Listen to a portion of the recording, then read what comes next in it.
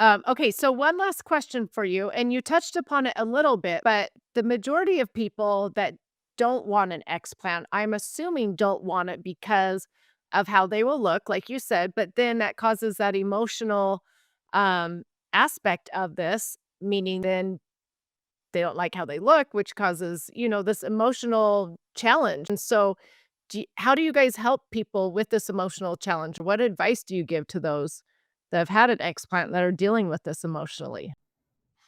Yeah, so at every level of my organization, I have somebody who's had an explant who's part of the team. So my nurse practitioners have an explant. I have a patient concierge that's had an explant.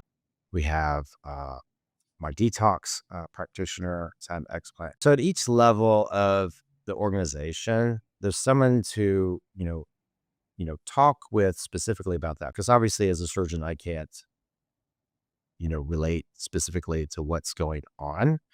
And you know, we try to like you got to meet people where they are, like you said. Like some people are going to have a lot of challenges with it, and I don't want anybody to rush in after hearing this and go see plastic surgeon for at explant.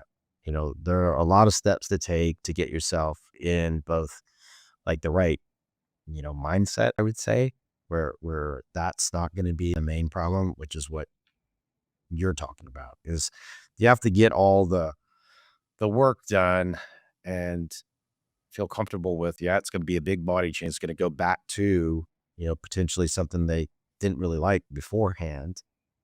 And they have to be, comfortable with that. None of us can make anybody comfortable with that situation. That's something that they have to arrive at on their own.